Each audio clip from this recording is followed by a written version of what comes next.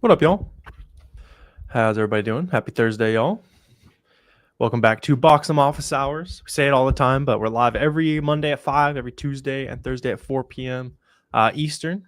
So always good to see you guys. Let us know how Q4 is kicking off for you as you're hopping on in here. I've been seeing some awesome early results. I'm sure you have as well, Miles. Anything sticking out to you so far? Yeah, I mean, so I personally this year have invested a lot more time into tracking down auto on gate products, just working with students and everything, just the way markets changed over the past couple of years and everything, and I continue to learn more and more just how much stuff out there if you actually look for it, if you actually hit apply to sell and request approval, which you can easily go ahead and do, right? A lot of stuff does become auto on gate, right? But where a lot of people go wrong, right, is they think that if something says you have to click apply to sell, that it's gated. You have to hit apply to sell and request approval to actually see if it's gated right there. And that's a big mistake a lot of beginner sellers make, is neglecting that and thinking that if it says apply to sell, it's gated automatically. No, you got to hit apply to sell and request approval to go ahead and gauge that. Yeah, the nice thing is I can see the chat now. Yeah. Okay. Cool. I couldn't. I was testing. I didn't. It like covers up your whole face to put chat on screen. Oh, So. it does. Okay. Yeah. Cool. What's up, y'all? What's up? Bait? Oh, Good to see you, man.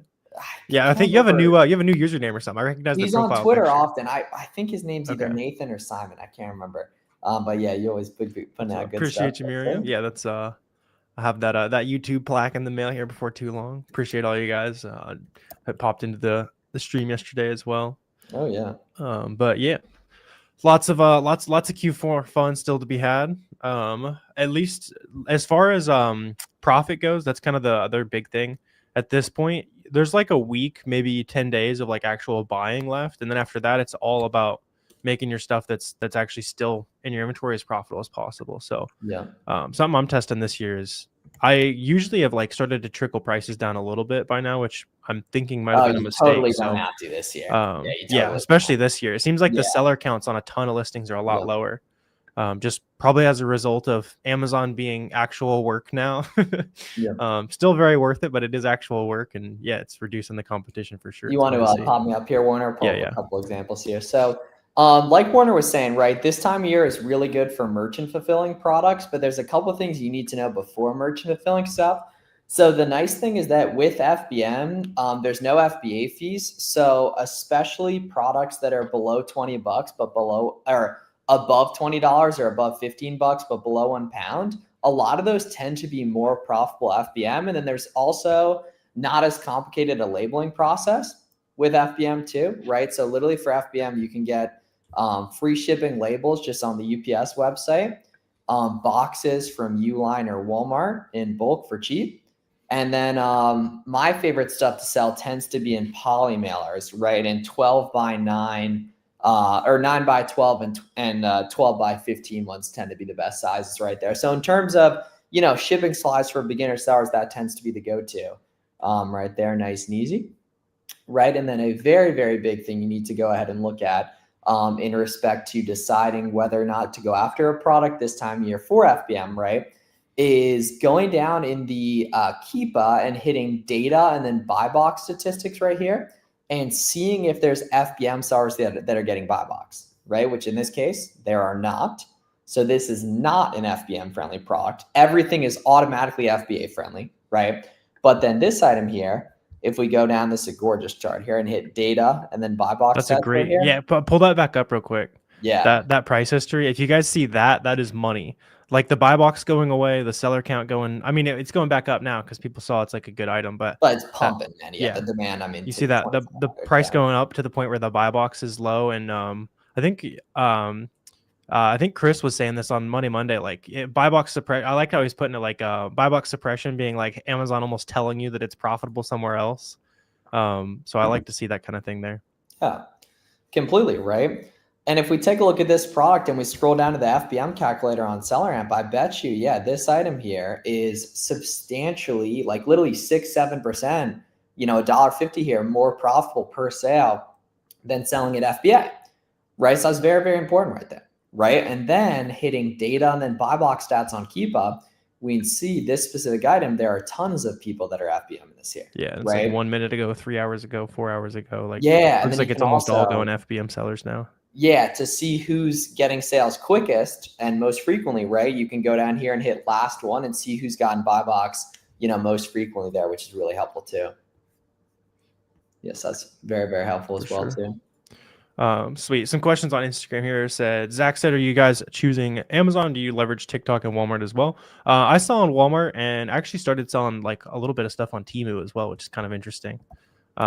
Just testing the waters there, but pretty much all Amazon and Walmart. And then you need like an eBay store or something like that to for returns. Facebook Marketplace you can use too, but Amazon's really the cash cow in respect to volume. But especially for 2026, guys, it makes a ton of sense to look into potentially selling on Walmart too. And right now we have free beta of SellerAmp for Walmart, which is at wamp.com. So WAMP.com.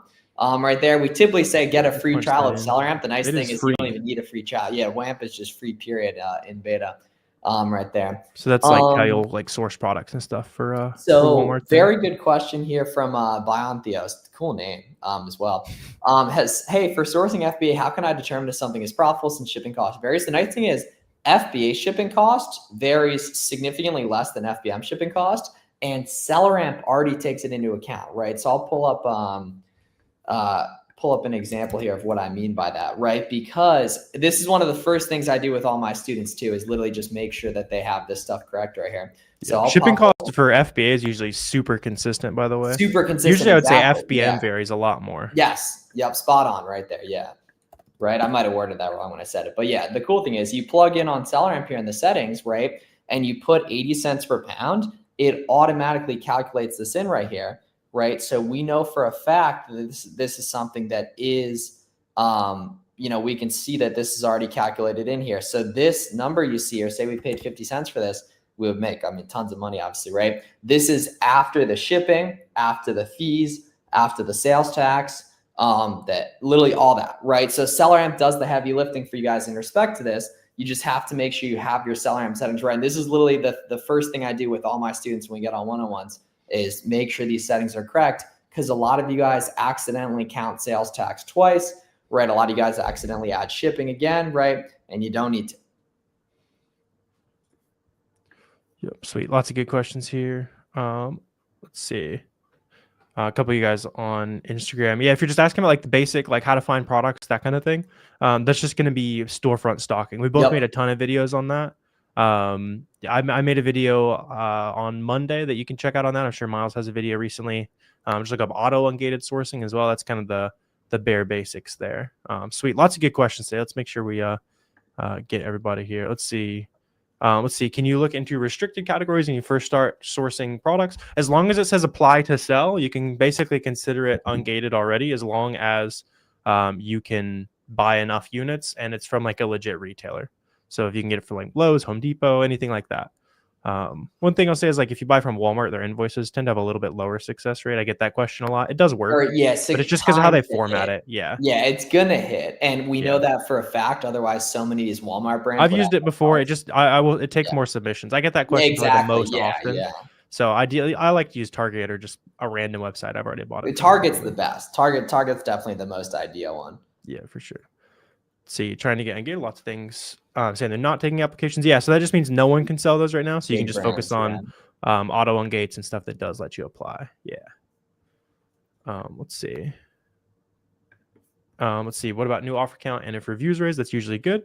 Yeah, reviews going up obviously is like a good sign of sales happening. I'm usually a much bigger fan of if the price is fluctuating a lot or if the new seller count is fluctuating a lot. It's pretty much a guarantee that it is selling. But if reviews are going up, that's also another good indicator, as well as like just like the estimated sales on SellerAmp and that kind of thing. But reviews I like the least because it's open to like some statistical anomalies. Usually it's like 1 in every 100 to 200 products get reviewed. Yeah. And you got to think about, like what happens if 5 people in a row happen to leave a review, right? You're going to think it sells way faster than it actually does. Sweet. Appreciate you. Oh yeah, Miles is next for sure there. Gotta get some matching YouTube plaques there. Yeah, bro. Scott always be asking really good questions right there. Yeah, shout out Scott. This is a great question here. Oh, my dog Krishan in the building. What up, Krishan? Hey, we can bring out the meme from a couple years ago. You dragged that up, boy. You dragged that up, right? So the way I like to think about it, right, and this is a great question for this time of year because there's tons of extra profit available, right, is that if something's selling well and you're getting a lot of buy box, just raise the price $1 and then go refresh the listing in an hour and check the buy box stats on Keepa and see if you still have buy box. You probably still do, right? And basically just see how high you can keep getting it. And the nice thing is when you raise your price, it's going to trigger other people's repricers and they're going to go up with you. And everyone is going to, significantly benefit right there. So, yeah. Yeah. The main things you'll want to, like the easiest way to do that is with a repricer. Pretty much all repricers will let you raise your price in the middle of the night. There's no, like, you should be doing that every day. Okay, every day at 2 a.m., all of our prices go up by 10%. Because then especially listings with one or competitor, they're going to bring the price up. Listings with, a handful, the listing price probably comes up as well.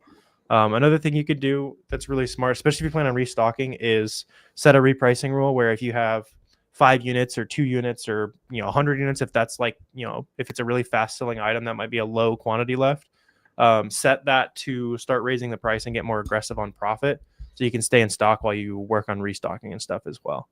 But yeah, a lot of that's just going to come down to your repricer, especially this time you test those higher prices, even just manually go in and raise it by $1, see if the buy box rotates to you, that kind of thing. Exactly, especially something you're pumping heavily. Right, especially something you're pumping heavily. Oh, yeah. Right there. Krishan, man, shoot me a school message, dude. I'm excited. Krishan's been basically like a ghost sniper for like a year, right there. I want to get to know you more, man.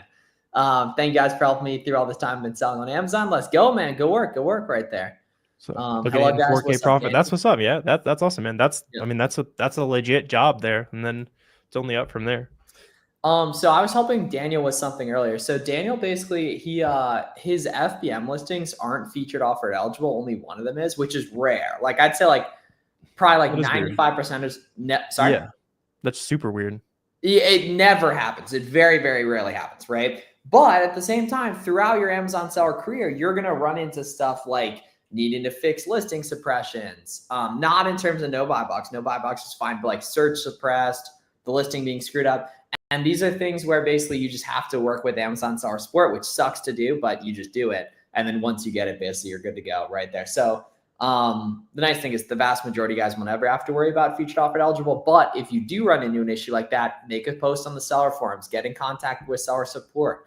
And you just have to get the right person and they can go ahead and fix it for your account. Yeah. In general, try to get on the phone with seller support if you can. Yes. Yeah. A lot more helpful. What's up, Kim? It'll be the recording will be up on YouTube. I'm not exactly sure how Facebook stream works. I see you're on Facebook there, but I assume you'll be able to rewatch it there. If not, you can check out the YouTube channel there. See, Zach, you're asking about how do you get approved to sell some hazmat items? Yeah, so hazmat's just like a wait list on Amazon. So if you just search like dangerous goods in the top bar, like where you search for whatever setting or that kind of thing you're trying to change, you'll get on the wait list there. And from what I've heard, the wait list is a lot shorter than it used to be. No, I waited like a year to get approved. But I've heard some beginners are getting approved like same week. At what point should you invest in repricer? So my typical answer with that is like 5 to 10 ASINs. But the nice thing is you can do the repricer free trial world tour. You know what I mean? Like some legendary sellers have started with that and everything, right? And just kind of test out a bunch of different ones right there. But probably like 5 to 10 ASINs. But really what you're most looking for as a beginner seller in terms of building initial momentum is getting, 10, 15 FBM listings up this time of year, and then finding a few sellers to, start to work intimately with. Like we were talking about this earlier today with a few of the folks that help out at SellerAmp, right? Or one of the guys that helps out at SellerAmp. And we were just talking about how beneficial the community side of things is and how it's a kind of thing where it's just a drastically different world for the Amazon sellers that just have a business where they just work on stuff on the computer by themselves late at night, lonely. And the sellers that are active in our Facebook group, active in our free Discord, maybe invest in some coaching or mentorship too, right? And just get around other Amazon sellers that are in the mix. You get stuff answered quicker. You have more fun. You have more confidence and more certainty on taking actions on different things. And it's really just a drastically different experience. Yeah. I mean, it's the difference of trying to run a a boring business, move numbers on paper rather than like having some fun with a friend or two doing a hobby, that kind of thing. Yeah, it's exactly what it is right If you there. just look at it as a hobby you do with friends, it becomes a lot Yeah, less magical. Yeah, bro. Like as human beings, we pretty much only do stuff we like. The stuff we really enjoy, it's almost always just with people we like, right? And everyone got to agree with that, right? But then everyone tries to make money online completely on their own. When there's this beautiful thing called the internet, which is free, where you can find people to connect and work with and everything, and it basically just takes choosing to change that, right?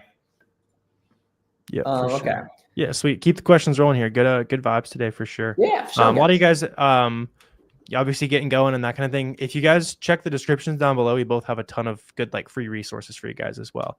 Free course, all the trials to all the software you need, all that kind of stuff. So make sure you check out all the free resources and all that good stuff down below. Let's see. If a person finds an item, profits $5 with FBM without any FBM costs. Yeah, if you don't plug any costs, like that $5 is like, I would say like $4 like the minimum you're going to pay to ship an item. So yeah, I mean, unless you're buying it for 50 cents, I wouldn't really touch that. Yeah, usually your pre FBM costs, if it doesn't say 8 or more, it's pretty rarely going to be profitable. Yeah, and there's interesting math on that, right? In that the sweet spot for a good FBM item is typically under £1 and above 15 or $20, because under £1 typically means that you can ship it in a poly mailer, which totally decreases or is significantly less weight than a box, obviously, right? And everything. So that's the sweet spot. And good thinking on the FBM cost thing, right there. Yeah. Yeah, for sure. Do you recommend hiring a VA to do the sourcing and ungating? If you're asking the question, probably not. When you get to the point in your business where it's like, man, I have, an extra 20 grand I should be spending every month and I'm just running out of time. I know exactly where I'd spend the time, but the 9 to 5 is keeping me busy. I want to make sure I have time for my kids, that kind of thing. And it's not I don't know how to spend this 20 grand, then yeah, hire some help.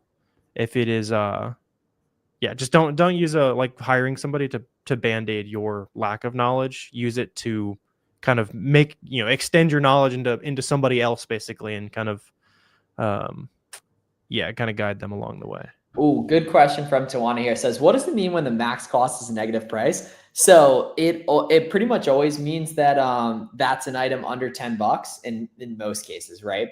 And basically SellerAmp defaults to a $3 profit minimum per unit. So it's mathematically impossible to make $3 plus profit on like a $7 product on Amazon. But spending $1 to make $1 is probably worth it, right? So you just got to keep that in mind right there. But you will run into items occasionally where it's like it's all FBM people, and it weighs above £1. Those are drop shipping items, right? It's something I see a lot of beginners run into often, right? Is that is those really heavy things, right? That are 2 pounds, 3 pounds, 4 pounds. Like every dog food thing on Amazon is people doing fraud labels or drop shipping right there. So like, yeah. basically. Or like another good one that's all fraud is like the AC filters, those like the big giant ones. Everything like that. Yeah, exactly. Yeah, like the whole detergent market, right? Because it's cheap. Yep. But it's heavy. Yeah, it doesn't make sense to pay $3 in FBA shipping, but the guy who's breaking the rules drop shipping, is able to do it. And with all these like good questions and stuff, make sure you guys are also referencing the Boxem AI as well. So with Q4 here, say you're a new seller, you don't know how to change your FBM shipping templates, you just got a shipment and you didn't make money after it's all said and done, right? You can literally just go into the Boxem AI and it's going to tell you exactly where to go, what to change the prices to, all this kind of stuff. Kind of goes the next level over any like Google search or anything like that you can make, because this is all trained to be an Amazon seller, and it can also source things for you as well. So like, let's say you want some auto engage to start with, it'll give you some starting points. Or I'll even like say, hey, where's this? I want this item. Where is it cheapest? And it'll compare all the options and include gift cards and all that kind of stuff. So yeah, make sure you guys check out Boxem as well, just for the AI, but also shipments and analytics and all that kind of stuff. Sweet. Shipping cost applies for any state. Yes, as long as your shipping template is set up correctly. That's so yeah, like that'd be a good thing to go in there and ask Boxy, right? Is hey, what what state should I set 5 to 8 day shipping on? What state should I set 2 to 3 day shipping? That kind of thing. Yeah, it's a good kind of personal resource for you there. Got the shipping with Boxem, put that to work for sure. Yes, sir. Yes, sir. Right there. Jim Body Benz's FBA Minecraft channel in the cut. Right there. I was actually thinking about today. We'll probably do that next week. So this is a good question from Andy. Andy says, for someone like me, I kind of understand sourcing and don't have much time to do sourcing. Would it be considered to hire one overseas? It's gonna be like $2 to $3 an hour. They're probably not gonna be good if they're $2 or $3 an hour, but I've seen crazier things though. Right? Yeah. Like I've seen crazy things. If you have plenty of money, then you can take a shot. Like I completely agree with that. Yeah. I mean, if you have plenty of money and time is the limiter and you want to throw $400 and you're okay with literally making $0 off of that, and maybe it goes well, then go for it. If that $400 is like, man, I need that for inventory, then probably not. Let's see. Do you recommend using prep centers to get accounts with suppliers who only ship to commercial? That's a great way to do it, Christian. Yeah. Spot on, man. Yeah. You're spot on, man. Sometimes they will ship to like residential though. I've had some semis rolling through. I had some semis rolling through my my neighborhood back in the day. Yeah. Was a pallet. He still has pallets showing up at the house. Bro, he probably had about an 1,100 or 1,500. No, dude. I grew up in a 1,500 square. Dude, like a small house, right? Nothing wrong with the small house, but he was, he was 24 at the time or whatever, 25. Was it just, like just his like square foot house, post like fresh out of college house that he's filling? Yes, exactly. Yeah. That's what you love to see right there. BWC. Are we cooking at Amazon to Amazon? Talk to us, BWC. What are we buying right now? For sure. What's up? Nicholas said, do other sellers pretend they have 100 for their inventory just to win more buy box? No. So if you tell, like, you can't pretend that you have inventory unless it's FBM, and quantity doesn't affect buy box rotation for FBM. It only affects buy box rotation for FBA because you're in more warehouses. So not necessarily, Nicholas. But you are spot on. If you buy 100 or something, you're going to make a little bit more sales than somebody who only has 10 at the warehouses, just because you're probably in 12 states and they might be in 3. Oh, by the way, Warner, we have a new record. So Steven has been dethroned as the best student ever. There's a guy in the roadmap and everything who's done 1.9 mil first 10 months, almost completely anonymously too. He's been living in his warehouse. That's what's up. Wait, who is it? Yep. He's so private. I don't even know if he'd want his name shared. I'll show you though. Okay. That's crazy. Yeah, it's crazy. He literally did double what I did my first year, and I did over $1 million. Right there, but he's been living in his warehouse just for efficiency. Hey, I mean, yeah, in the Midwest, yeah, seriously, gangster stuff. I mean, yeah, you live in the warehouse and you make probably $400K, gross profit, maybe 350 after it's all said and done, like in your pocket. I mean, who wouldn't do that for a year? Yep. Oh, dude, Krishan, for sure, dude. Yeah, Krishan, all those options on cardbear.com are going to be legit, bro. Yeah, all those ones on cardbear.com are going to be legit. Yeah. I do tend to buy a ton from GCX, but it's just because they tend to be like one of the cheaper options. And Card Cash. Also, a quick PSA, like if you guys are going crazy on gift cards, as you should, you'll get an email saying, hey, don't buy anymore unless you submit this information. That's totally normal. Those websites are totally cool with resellers. They just don't want somebody running in with a stolen credit card. So just tell them you're a reseller and get in the bulk program. A lot of times you can also just email their support as well and say, hey, I buy a bunch. Hit up my dog, Tom at cardcash.com. Yeah, hit up my dog right there. Now, have I not responded to his last 2 emails by accident? Yes. Is that still the boy right there? Yes. And he'll be happy to get your bulk gift card business.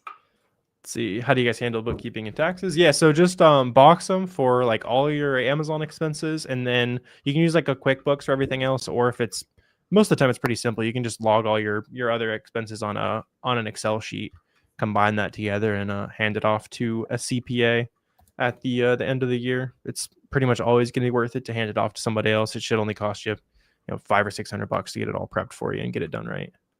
Oh, dude, Andy, if you're still looking for your first sale, it's not time to hire VAs. Yeah. Oh yeah, not at all. Yeah.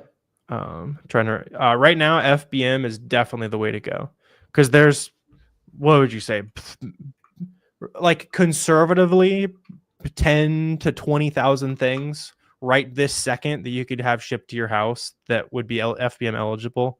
if not 100,000. Like I can guarantee you there's 10,000 items right now that are profitable. Oh, dude, 100%. Yeah. That you could ship to your house and FBM them during Yeah, kind of most the peak times of Q4. sales tax permit or reseller's license, depending on state, will take like 1 to 2 weeks.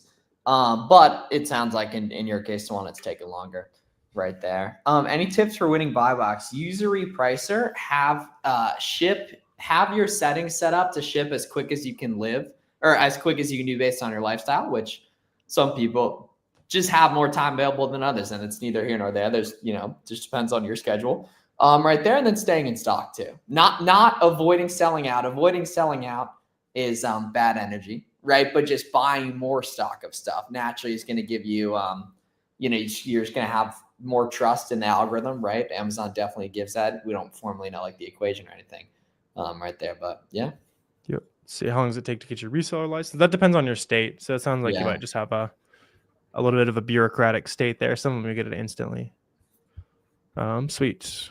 Yeah, how do you do 1.9 in 10 months? Like Miles said, the dude's living in the warehouse. Well, living in the warehouse. I mean, it's very significant, obviously, lifestyle change there. Yeah, he's a legend though, man. Yeah. And usually, pretty much every single person that we've talked to that does those like $1 million first year, $2 million first year, that kind of thing, they're going crazy on like 10 to 20 products. It's not even like an insane amount of sourcing. It's sourcing until you find those like home run products. It's typically what you'll see like the super fast growth off of, as well as a lot of FBM. Yeah. We have a 2-week money back guarantee on the roadmap. Yeah. That could also be true BWC. Could also very, very likely. Yes. Yeah. Categories. Just start out on auto and gate products. Honestly. Yeah. Just start out on auto and gate products right there. Yeah. So Andy, like watch the video I posted yesterday, man. That's going to be the blueprint for you on finding good auto and gates. Yeah. For sure. Is the roadmap a guarantee? I mean, we can't guarantee the amount of money you'll make or anything like that, but we do have a money back guarantee. Who you are, you know what I mean? Yeah. I have never seen somebody who puts in daily effort for a year and actually does the work not make money. That's what I can tell you. But if you hop in the community, the paid community, that kind of thing, and don't like it, you can get your money back as well. Just shoot us a message.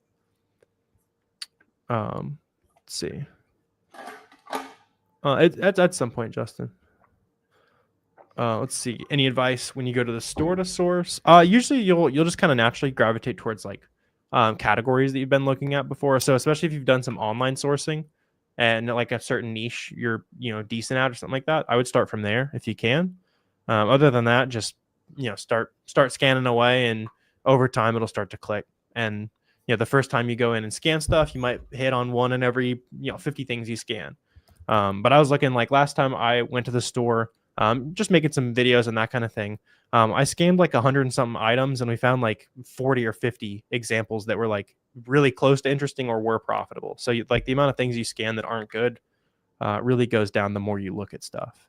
Yeah, beyond Theos, you can just do a bunch of orders there. How do you know a listing has too many sellers? However many is making the price go down, right? So there's great listings with 100 sellers, terrible listings with 2 sellers, and it just all depends on what the trend is looking like.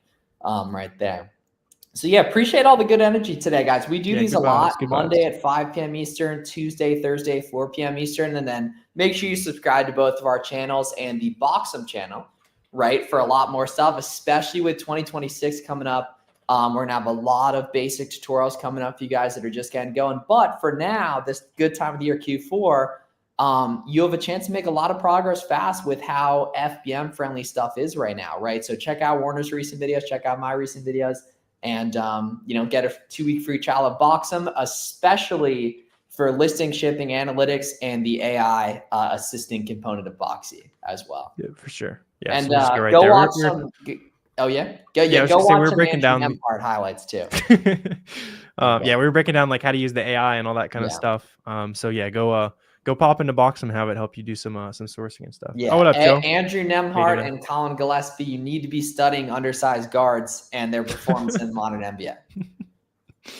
See y'all later. Awesome. See you guys.